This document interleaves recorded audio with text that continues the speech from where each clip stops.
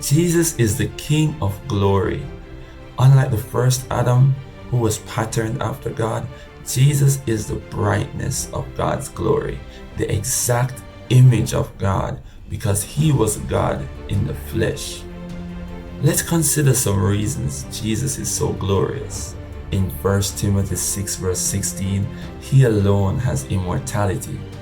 After his triumphant resurrection, he was the first to receive an immortal body. This body will also be rewarded to the saints that endure to the end and are raptured. When he ascended, he was given the throne of God. Lucifer had once foolishly sought it, but failed and was thrown out of heaven. Jesus' rise and Satan's fall serves as encouraging reminders to always walk humbly, waiting for the Lord to exalt us in due time. Jesus is also enthroned in the hearts of those who have his spirit. This being true, we never have to be anxious because we can trust that he will meet all our needs. His greatest provision to mankind was a place in his kingdom, which we gained at baptism in his spirit. Therefore, we must fix our affections on things above and not become ensnared by the cares of this world.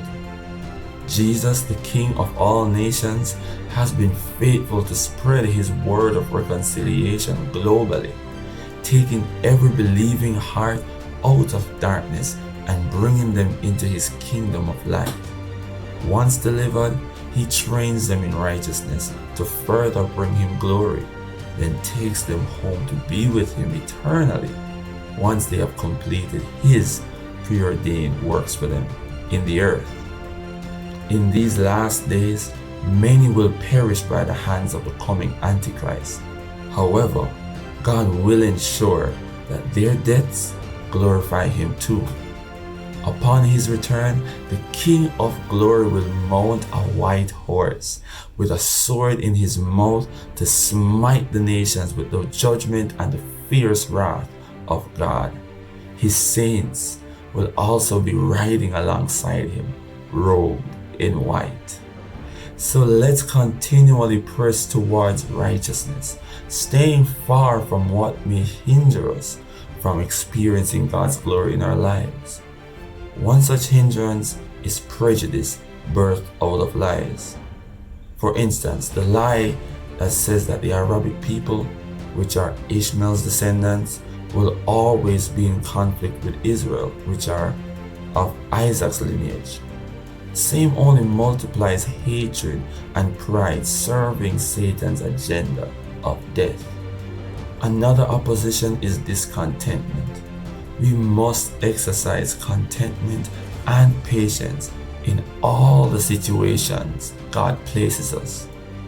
Whether in mundane chores or job responsibilities, God intends to release his glory through us as we maintain fellowship with him.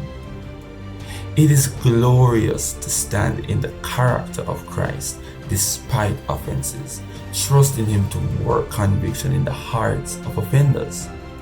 Nothing and no one can rob us of being a manifestation of his glory carrier.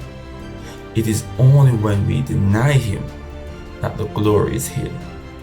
If you have done so, repent today and continue as his vessel of glory.